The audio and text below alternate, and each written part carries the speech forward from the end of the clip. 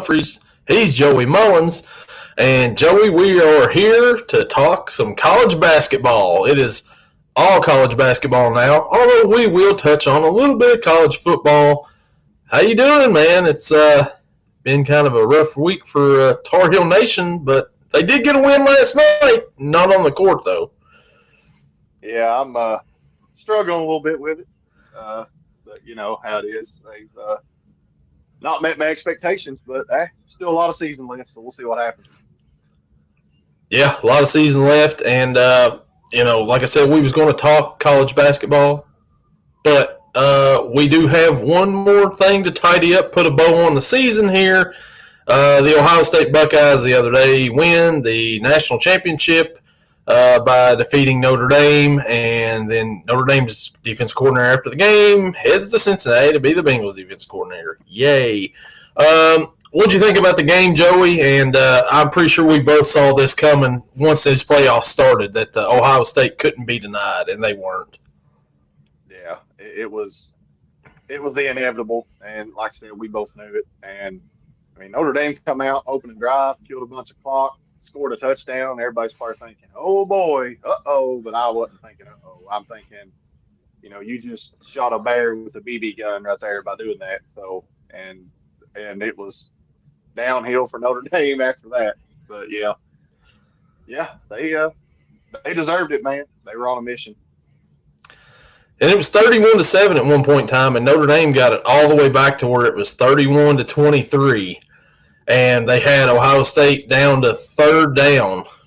And if they make a stop, they got a chance. And instead, Ohio State calls a bomb to Jeremiah Smith down the sidelines to get them into field goal range, to cover their spread, and to ultimately ice the game away from Notre Dame. And, man, what a gutsy play call right there. And Ohio State, they deserved it. I mean, they're the national champs. Once again, the playoff expands and Ohio State wins the first year. It's been a theme every year, seems like, that happens. Yep. And so – do you think Ohio State fans now will finally forgive Ryan Day for losing to Michigan? I mean, some fans are – I don't know. If you don't forgive him for this, I don't know what to say about you, right? Yeah. I mean, yeah, it's auto forgive after this. There shouldn't even be nothing else said by any of the Ohio State fans about losing to Michigan. It's done. Put it to bed. It's over. That loss does not matter now whatsoever. I'm sure you'd rather win the national title as beat Michigan. So, I mean, it's a pretty good trade-off to me. So, I think that win helped them. That win kind of is what motivated them to, You would think so, but I mean, you still see some Ohio State fans like, well, I still don't know if Day's the guy for the job, and I'm like, I would lose to Louisville every year in basketball if that meant winning a national championship. And I'm sure you're the same way. If Duke beat Carolina every year, but at the end of it you're holding up the trophy, who cares at that point, right? Don't matter at that point. That's the goal of any sport. Yeah. Any sport. You're going to lose games here and there. And you're going to lose games you're expected to win. But when it's all said and done, if you're holding the trophy, you got the last laugh no matter what. So, yeah. And the Michigan fans who are like, oh, well, guess what? We beat the national champions. Who cares? You didn't beat them in the national championship game. They won the title. That's all that matters at that point. You beat Alabama in a meaningless bowl game. Whoop-de-doo, Yeah, and they can't use the excuse, well, the selection committee and all this because the tournament expanded. You didn't make the tournament because you didn't win. So, yeah. There was 12 teams that got in there, and you wasn't one of the 12. So, yeah. There's really not much room for complaining right there. Nope. But, yeah, Ohio State, like I said, we'll put the bow on the season here. We've got a long off season coming up for there'll be a lot of recruiting, transfer portal, all that good stuff. Kentucky's already had a bunch of players transferring in, bunch transferring out. It's the wild, wild west out there right now, and we'll sort it all out later on because that's a lot of stuff going on. Carolina, of course, they hired Bill Belichick. So, yeah, that'll be for later on. But now we will shift gears and we will focus more on college basketball. And with that, last Saturday, the Kentucky Wildcats at home lost to the Alabama Crimson Tide 102-97 in what was a highly entertaining basketball game. Joey, what did you think about Kentucky's loss? Were you surprised that they lost this game? Would you be discouraged if you was a Kentucky fan about this game, or is this just, hey, Alabama's really good and you're going to drop some every once in a while? Honestly, I'm going to chalk it up as Alabama is good. And, I mean, I'm not going to sit here and say I was shocked that Alabama won. And I wouldn't have been shocked if Kentucky would have won. It's not one of them games where it's like, man, I can't believe we lost that game. And there's one of them coming up we're going to talk about. But in this instance, it's just, it is what it is. You know, Alabama's good. I mean, you know, they've proven it. They're number 4 for a reason. But, yeah, it's just one of them. Not discouraged. Like I said earlier, you're going to drop a game or so here next. It's going to happen. Yeah, I'm not too discouraged by it either. I was kind of thinking, hey, you know, you stole one on the road there at Ole Miss or Mississippi State, and if you can win on the road, that's a big plus. So losing Alabama kind of cancels that out a little bit. You know, you want to hold serve at home, which is what what would be good. But man, Alabama is really good. I thought Lamont Butler held Mark Sears in check for the first 30 minutes of the game, and then Mark Sears kind of went off after that. He did. What would you think, Joey? You think he did pretty good guarding him there, containing him for the first little bit, and then he did. I agree. He got loose toward the end, but I mean, like I said, it's Mark Sears, man. He's one of the best guards in the country. I mean, I ain't gonna say he's the best, but he's one of the best. He's up there. But yeah, he did good. He held him in check. I mean, I think he did overall really good on him. I mean, you're not going to hold Mark Sears down the whole entire game. I don't see anybody doing that. But yeah, I think he did pretty good on him. No, you're not. And Grant Nelson also killed Kentucky, especially early on in that game. There was just no answer. He could do whatever he wanted. He ended up with a double-double, and the most points that he's had, I feel like, in a while, maybe in his career, 25 points. Sears had 24, but, man, those two right there are the two best players on the team for Alabama, and they showed it Saturday. Yep. I think Grant Nelson had, I have to remember, 13 or 17 at the half. I mean, he was well in double figures in the halftime. So, yeah, second half, they kind of contained him a little bit. He got in a little bit of foul trouble towards the end, but, still 25 points. It's, you got to do a better job of that early on. You can't let that guy get out there and do everything he wants. I mean, he's not, great, but he's a really good player. Really good player, though. He's one of them. He's a hustler, man. He don't quit. He's all I got a nose for the ball. Seems to always be in the right place at the right time, especially if he's playing your team. Yeah. And then on the other hand, for Kentucky, Otega Oweh, you talk about a hustler. He had 21 points, 6 rebounds. I thought he played really well Saturday. Amari Williams had a double-double. Jackson Robinson, once again, quiet game. Foul trouble. Oweh fouls out. Williams fouls out. Carr gets in foul trouble. Everybody's in foul trouble. A lot of fouls in this game. Kentucky shot 20 free throws. Alabama shot 34. It's a lot on the road. But yeah, it is. You got them guards driving or a big guy in there. I mean, there's going to be fouls. Yep, and especially, like I said, you got big guys underneath. There's going to be a lot of fouls too. Because, in college basketball, if you catch the ball underneath the basket and you go up with it, there's about a 70% chance you're going to get a foul call. Mm-hmm. Yeah, and Alabama took advantage there, and they come out with the win on Saturday. And like I said, it was a very entertaining game, though, for sure. These two teams will meet again in Tuscaloosa in a few weeks. That'd be a nice one to win. That'd be a nice one for Kentucky to steal. Go up, if they steal one. yeah, if they could go down there and they can steal that win right there, that cancels this win out. And you've probably got a bigger win. I mean, for your tournament resume, that's definitely a tier 1 win. That would be worth more than a win at home would have been against Alabama for sure. Mm-hmm. Yep.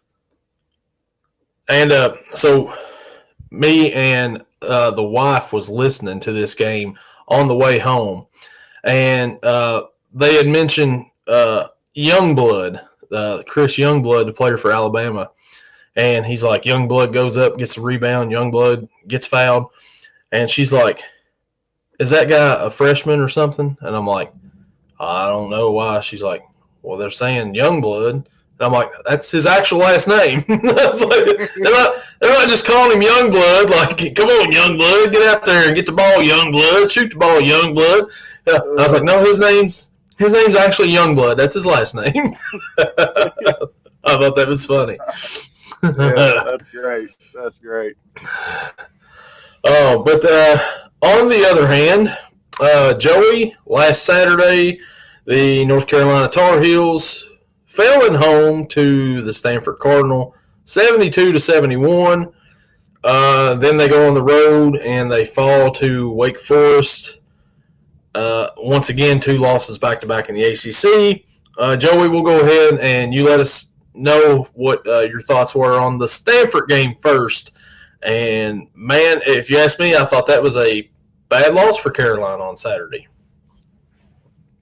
It was. And Ian Jackson had a bad game. I mean, what can I say? He's been tearing it up lately. And then R.J. Davis is not R.J. Davis this year. I mean, we don't have a true big man. Hubert Davis got a lot to figure out, man. I mean, they've got pieces there. They just ain't put them together right.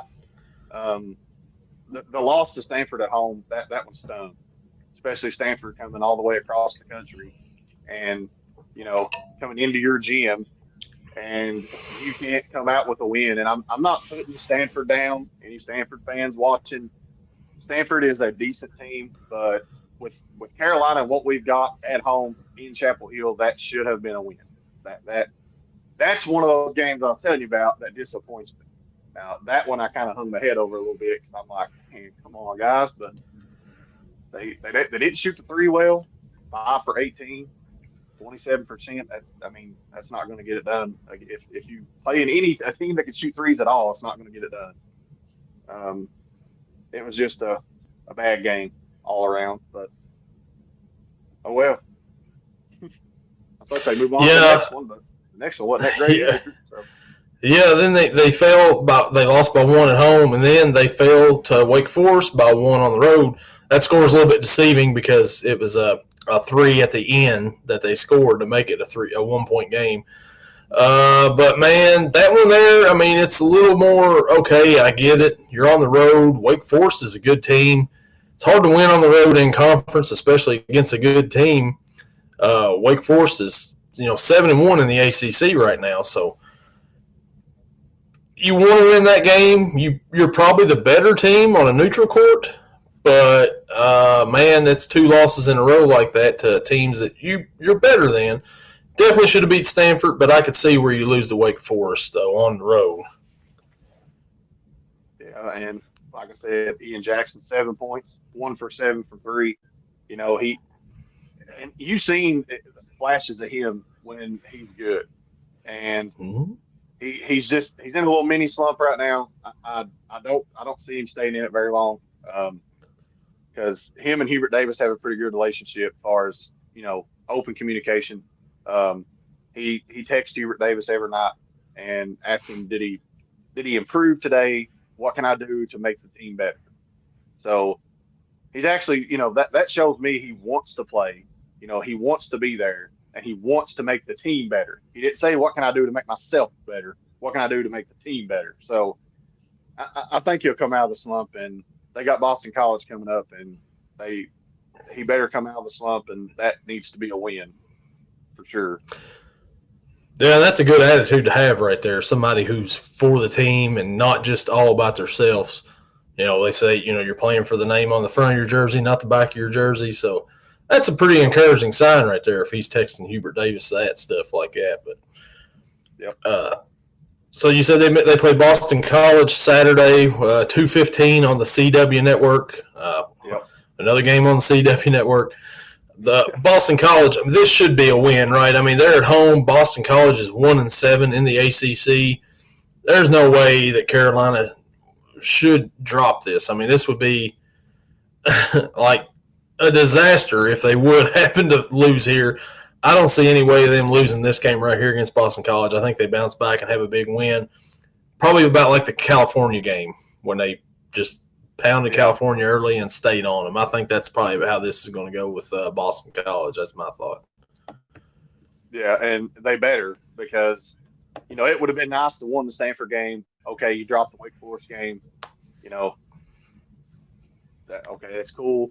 Then you beat Boston College. Then you got to turn around and go on the road to Pitt and then on the road to Duke and then home against Pitt again. So the schedule's not getting too easier, as conference play is going down. So they need a little momentum going to Pitt and Duke. So we'll see. Yeah, we'll see that game next Saturday. There's a couple big games for both our teams next Saturday coming up, Caleb Wilson, one of the top recruits in next year's class, was down to, I forget what other school he said. Who knows? Who cares? And then he said Kentucky and North Carolina. And then he goes on and he picks North Carolina. Pretty good get for Carolina for next year, Joey. Are you excited about Caleb Wilson coming next year? Yeah, I am. And because, we're going to lose R.J. Davis and Seth Trimble. And to be honest with you, I mean, RJ's done his dues here. He's had a good career at North Carolina. But losing Seth Trimble to me hurts worse because he's our best defender. He's the hard-nosed defender that gets deflections but yeah, so we're going to need him. And then hopefully if Ian Jackson comes back, which that'll yet to be determined depending on how the rest of his season goes, if he tears it up for the rest of the year, then who knows if he'll be back. So, but we got to get a big. We've got to get taller. I mean, this is the shortest team Carolina's had that I can remember in a long time. Yeah, you're talking. Yeah, you're talking Sean May. You're talking Luke May. You're talking, Jawad Williams. They've always had tall guys, and you just don't have it this year. Yeah, and I think that's some of their problem right there. Like I said, R.J. Davis hasn't been a superstar, and you don't have a big guy down low really to, balance things out for him. And I think that's been their problem most of the year. So you got to get a big guy, maybe whether it's through the portal or whatnot, but gotta have a big guy come in next year, I believe, for Carolina. The staple of Carolina basketball is getting stops, getting the rebound, and running the ball right up the court, right up their backside before the defense gets set. And we can't do that this year. So yeah. So with that, they lost 2 in a row. They're 12-8 right now. Is Hubert Davis the guy, Joey? Honestly, this is I know this is a touchy subject for a lot of Carolina fans that I interact with on social media. And I've seen split decisions over it, but me personally, I like Hubert Davis. I think he's a great human being from what I know of him. You never hear nothing bad out of him. He don't badmouth the referees. He don't badmouth his players. Sometimes I think he's a little bit too nice, but I think he's a better assistant coach. And in my opinion, I think he should have just stayed an assistant coach. And I don't think he's the guy. He had the one magical run, and that's it. I mean, I just don't think he's head coaching material. Let's put it that way. There we go. I like that. Yeah, I'm kind of with you on that too. Like you said, the first year he had that magical run. We just took over for Roy, so maybe that had something to do with it. I don't know. I think he's a decent coach. Some guys are better as assistant coaches than they are head coaches, and you're at Carolina right there. It's a blue blood program. The expectations are sky high, just like they are at Kentucky. So, yeah, I don't know if he could turn around or not. We'll see. We'll see how the rest of the season ends up with. But so far, man, it's not been good, and it's not been good lately. So we'll see. Like you said, he seems like a nice guy and everything. I hope that he can get it turned around to where, Carolina's, competing again, going back to championship games or Final Four games, Not hoping they win it all, but, they're competing again, but that's how it is. Yep. And these blue blood schools, man, these blue blood schools ain't going to wait that long. They're not going to give a coach 3, 4, 5, 6 years to get it together. It's, you've got a few years to get it together, and you better be doing something. And who knows? And this is his what, Carolina fourth year, right? Fourth year. Yep. Mm-hmm. So I mean, there's been time so far for him to prove whether he's going to do it or not. I think it all depends on how it ends up at in March. If he gets to March, that's yet to be determined right now. Yeah, well, we've seen not just Carolina, but I've seen teams midway through conference play or toward the end of conference play going into the tournament go on a little run and somehow figure it out just like that, like a light switch flips. And then here they are in their conference championship game, and then they win it. And then here they go to the big dance, and then they, if that happened to us, I'd be happy with Sweet 16 after the year that it's looking like we're going to have. That would tickle me. So the year they went to the title game and played Kansas, I believe Carolina was like an 8 seed that year, right? Yep. And they made that run. Back 11 years ago, 2014, Kentucky struggled throughout the season. The SEC was brutal on them. They couldn't get it going, had all the freshmen. And then they get put in the bracket with an undefeated Wichita State team in the second round. They knock them out, and then they beat Louisville. Then a last-second shot by Aaron Harrison beats Michigan, and a last-second shot by Aaron Harrison beats Wisconsin. And they're in the title game against Connecticut with a chance to win the national championship. So what I'm saying is you can struggle, and then all of a sudden something clicks like that for a team, and then they can make a run like nobody else. And all of a sudden right there, the coach looks a whole lot better than he does in January. So there's still time. There's still plenty of time. I think the key player we got that can put us over that edge is RJ Davis. Yeah. If he can somehow figure out, I don't know if he's not, headspace ain't right. I don't know what it is, but if he can flip that switch and you have him and Ian Jackson and Seth Trimble all playing good, I think that would do it. Yeah, like you said, if they can all play good at the same time, that would change a whole lot of things for Carolina at that point in time, for sure. Yep. So we was talking about how nice of a guy Hubert Davis is. Kentucky's coach, Mark Pope, another nice guy. Two nice guys right there, coaching their alma mater and stuff. There's another coach I'd like to talk about who had a little run-in the other day with the refs. I don't know if this guy's a nice guy or not. But he's the two-time defending national championship coach for the Connecticut Huskies, Dan Hurley. Referee, he was having a conversation with the referee. Referee turns around, and he tells the referee, "Don't walk away from me.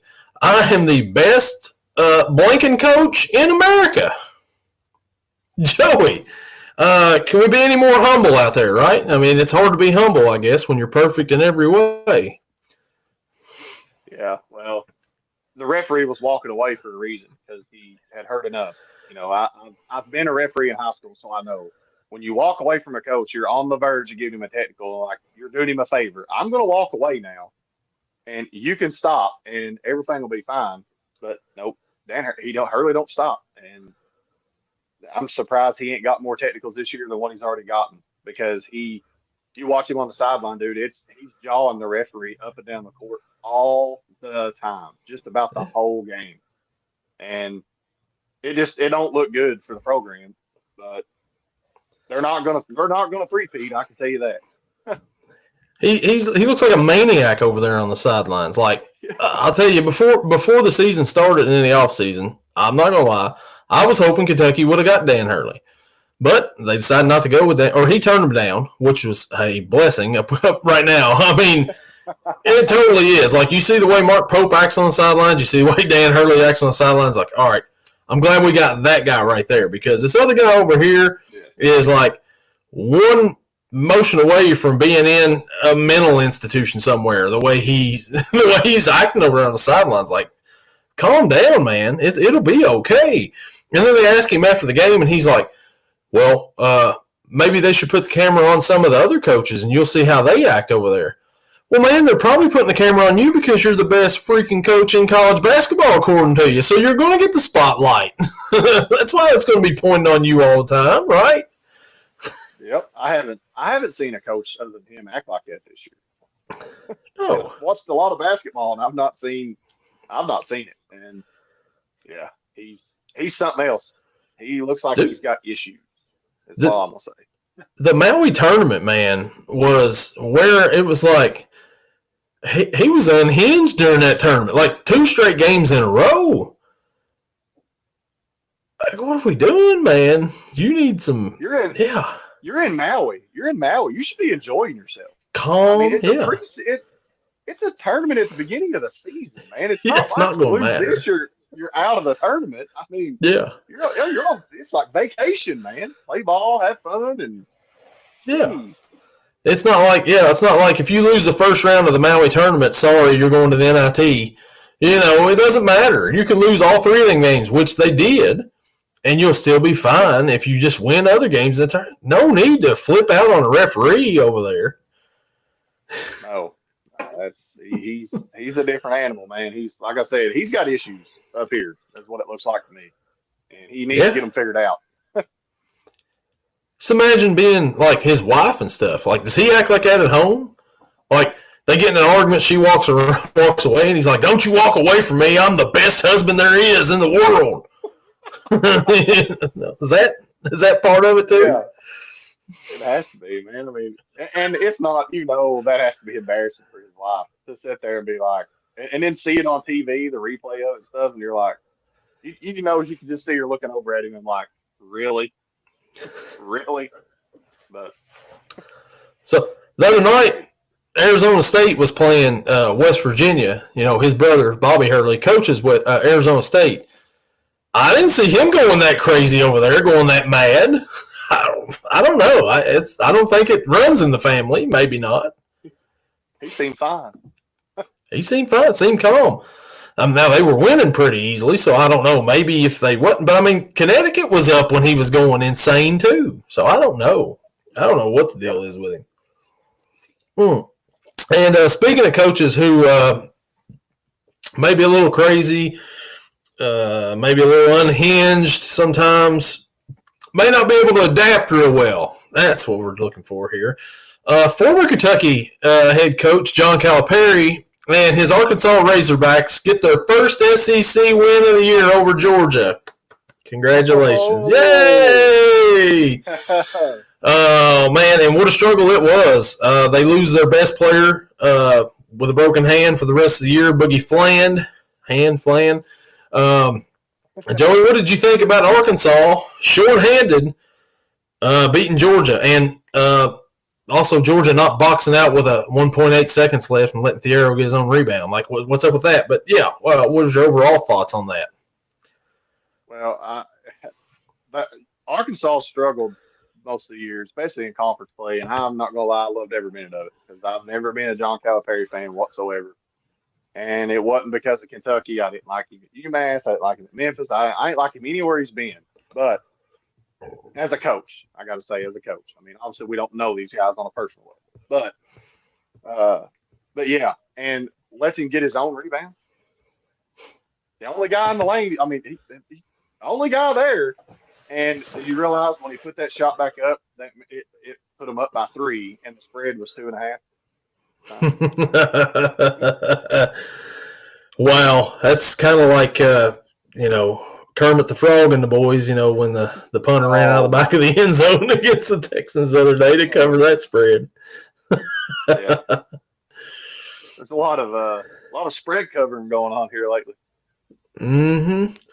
And so they covered that the other day, and they won. They got their first win. But I just couldn't help but think every time I saw that, I was like, if Calipari came back to Kentucky, this is the exact movie we would be watching right here. We would see this same movie right here, and I'm sitting there thinking, I'm so glad.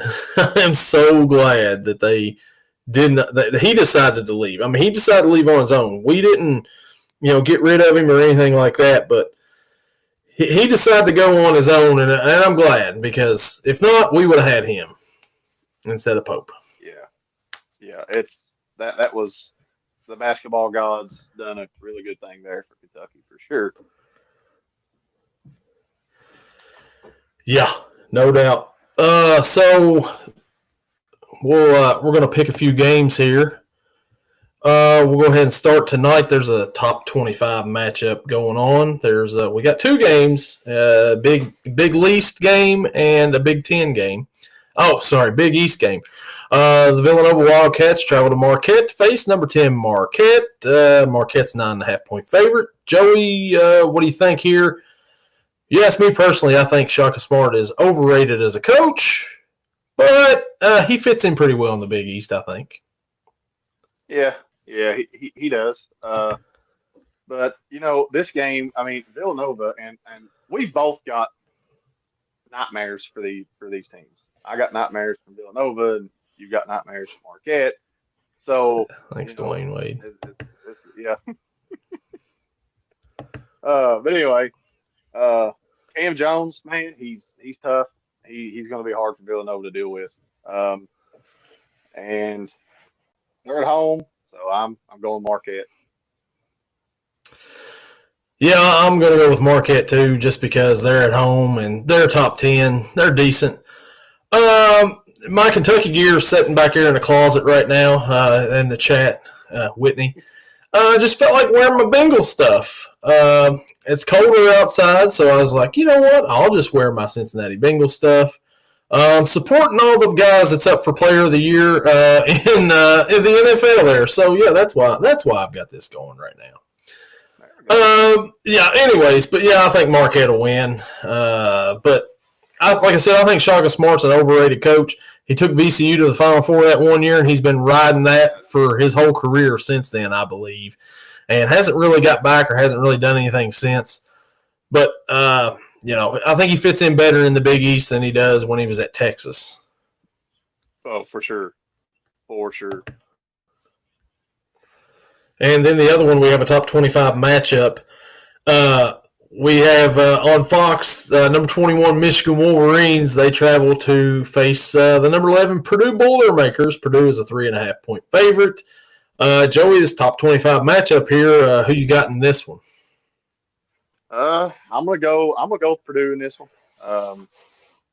And I mean Purdue, they're solid. I know they lost to Ohio State by 3 last game. And they had a chance to win that game though. But I mean, Marquette stuck on the last game. Let's just hope that Purdue don't lose to Michigan, because, Michigan win it again. Ryan Day fans may flip their lid, even though it's a basketball. But yeah, give me Purdue in this one. They're at home too, and I think they'll cover the points. So if Michigan beats Purdue tonight and Purdue somehow goes on to win the national championship, do you think Michigan fans are going to be like, hey, we beat the eventual national championships, nothing else matters after that, like they do in football? Give me Purdue. I think Purdue is going to win in this game. They're not going to do anything in the tournament. They're not winning the national championship, of course. No.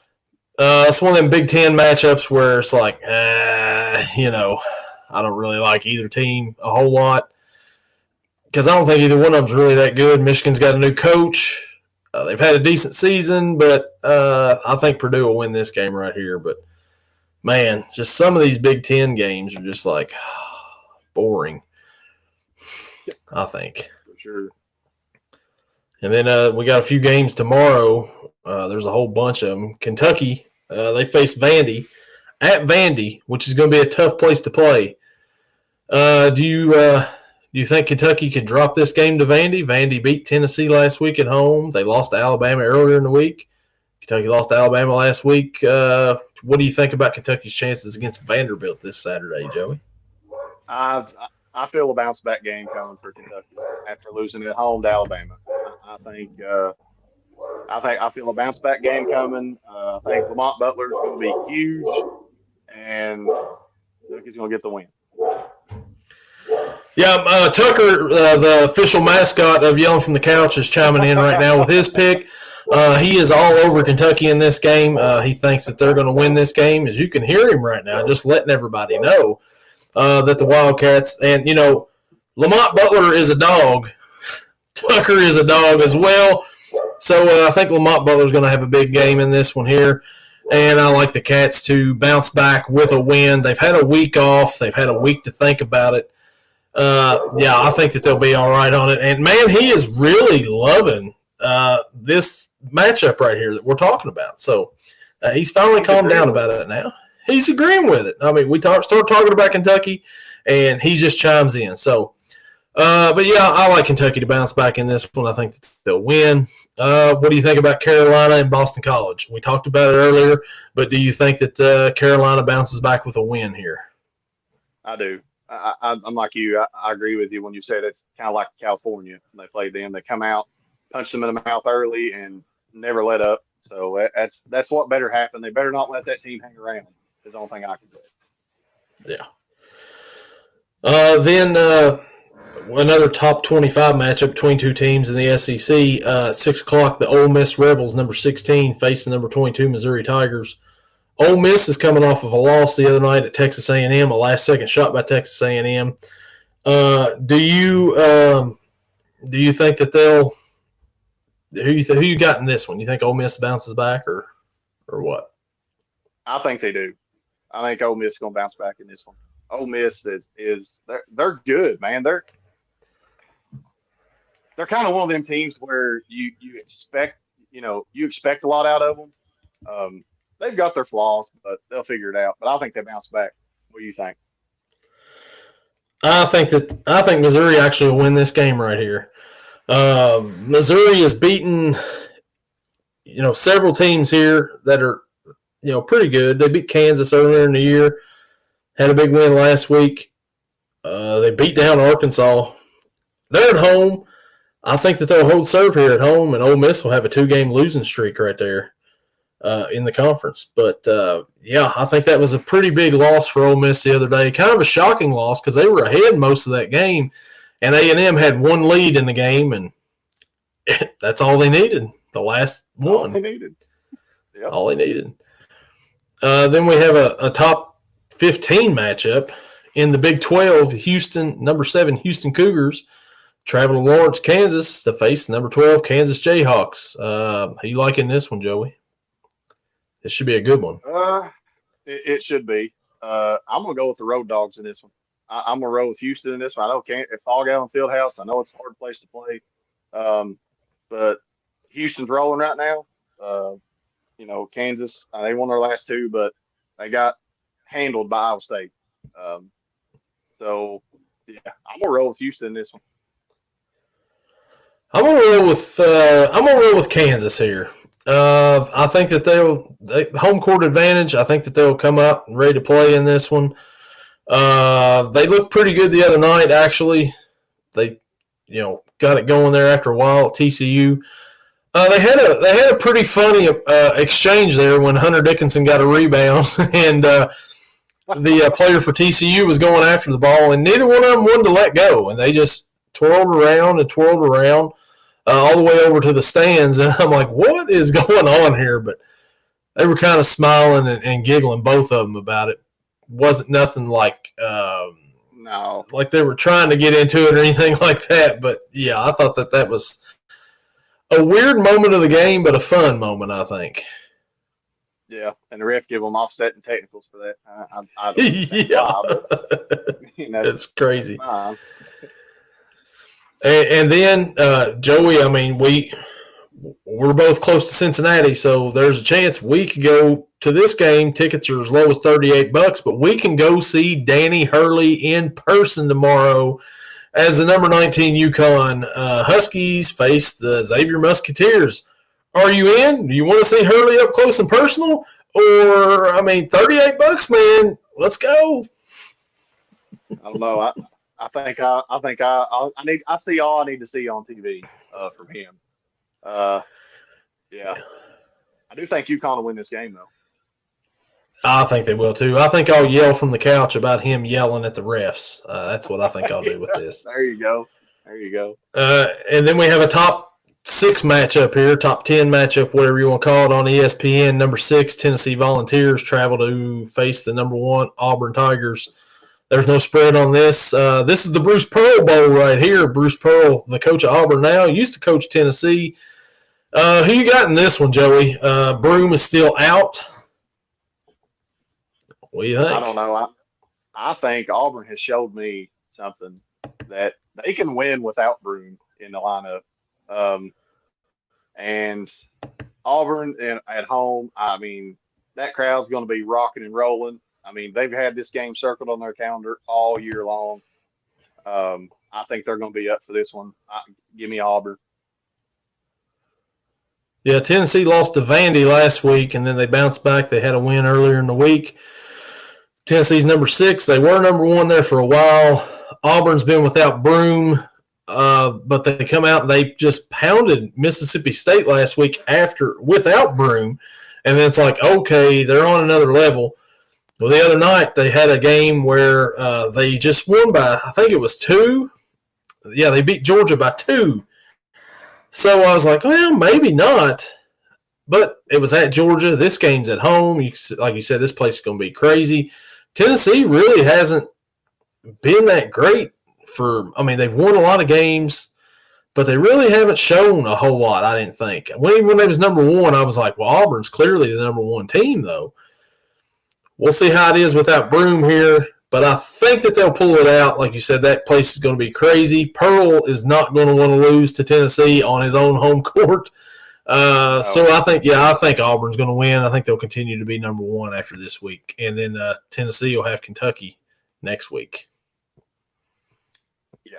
And you was talking about Tennessee. I mean, a 30-point beatdown to Florida. I mean, I know it was at Florida, but I mean, my God, man, your record should show better than that. You know, your Tennessee fans talk all this talk all year and then get blown out by 30, which that was rough. But yeah, Tennessee fans talk a lot of smack for a team that's never even made a Final Four. You know what I mean? Like, you can't really say a whole lot in basketball. You know, You've never even been to the Final Four. Make it there at least once before you talk about somebody else's team. I don't know. You low down dirty snitches. You know what I mean? So I like to check this out. It's fun to look at here. The bracketology for this week. The number 1 in the East Regional or the South Regional is Auburn right now. Number 2 is Marquette. Number 3 is Kentucky. 4 is Houston. 5 is Mississippi State. 6 is Louisville. So right now they're saying that if Kentucky would win their first round game and Louisville wins, they meet in the round of 32. Come on. There's a team right there that's been playing really good lately too, though. Louisville Cardinals. Yes, they have. As I hate to admit it, they have. Yeah. In the East Regional, you got Duke as the 1 seed, Tennessee as a 2, Purdue as a 3, Texas A&M as a 4, Wisconsin as a 5, and UConn is the 6th seed in that. Kind of shocking UConn's down that low right now, but, you know. Yeah, well, I mean, I guess maybe it's the way they're trending to Illinois with their coach and everything. It's their coach going insane. The West region, you got number 1 Iowa State, number 2 Florida. They had a game the other day where they didn't have a lead until the very end as well. That's all that mattered. Number 3 Oregon, 4 Illinois, 5 Ole Miss, 6 Arizona. Gonzaga's a 7 seed in that, by the way. Man, look at that, a potential Ole Miss Arizona matchup. Yeah. Oregon. Yeah. And then in the Midwest, number 1, Alabama. Number 2, Kansas. Number 3, Michigan State. 4, Michigan. 5, Memphis. 6, St. John's. Number 10 in that region is the North Carolina Tar Heels, Joey. Last week when we looked at it, they were 9, and they dropped down to a 10 in the past week. Still hanging in there right now, according to Joey Brackets. Yeah, but this Boston College game is gonna have a whole lot to say about how long they hang in there. So we'll see. Yeah, if they win it, they should hang in there, pretty good. Hopefully, hang in there pretty tight. But it's that way. We get Kansas in the second. That's great. Awesome. Hey, you almost beat them in Fog Allen early in the season. Yeah. Neutral court, maybe a little bit better. Where's those games played at right there? There's a show. Wichita. So, that's kind of a home game for Kansas. Yeah, that's a home game for Kansas anyway. But, hey, you almost beat them at Fog Allen. I mean, Wichita's a little bit of a drive for them, so, why not? But, like I said, he don't know exactly where everybody's going to be at, but he's usually spot on who's in the tournament. He's usually got that right, so. Carolina right now is in. The SEC. 13 teams he's got predicted for the SEC. Man. Now, who does he have? Who does he not have in the SEC? Should be the question. I'm trying to see. Texas looks like is a. Oh, yeah. Let's see.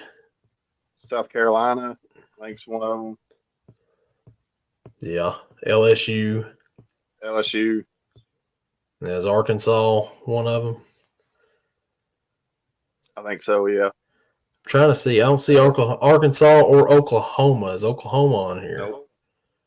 No. Well, he's got them in the last four buys. Oh, there they are. They're right there. They're playing Clemson. They're number 10. Yeah. Mm-hmm. So that's interesting right there. Mm-hmm.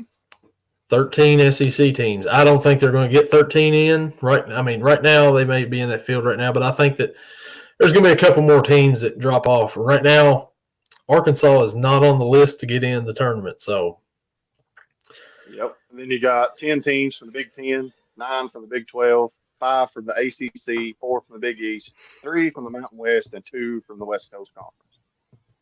That's the whole breakdown of as Biffett ended today. Who's the 2 from the West Coast Conference? I wonder. It's got to be Gonzaga, St. Mary's probably. St. Mary's in there. That's usually your 2 teams. Yeah, I think it's St. Mary's and Gonzaga. Don't look now. Santa Clara's 6-2 in their league right now.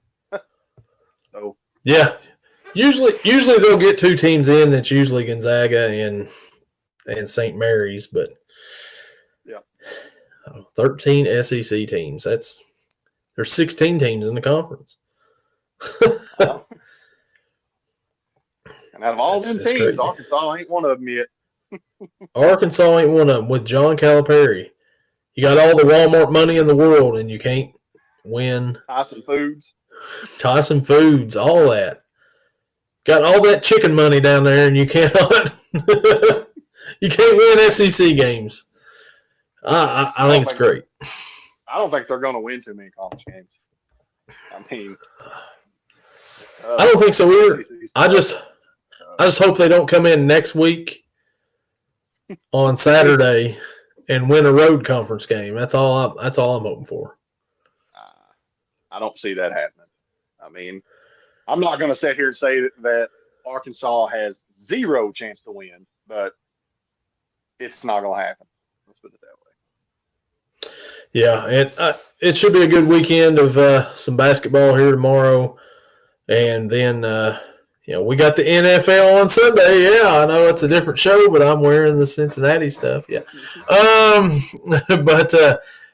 have some NFL on Sunday, and then we'll be back here next week, man, to talk a little bit more college basketball as it ramps up even more. We'll see if Carolina can get back on track, and we'll see if Kentucky can get back on track. They got 2 Tennessee teams coming up. They got Vandy and Tennessee before the big one next Saturday. And I think we may have a few things to say about next Saturday's game for both teams, because Carolina's got a big game next Saturday as well. Who do they got next Saturday, Joey? Is this small school down there, some private small school with some guy named Cooper or something or another? I think it's maybe 8 miles from campus or something like that.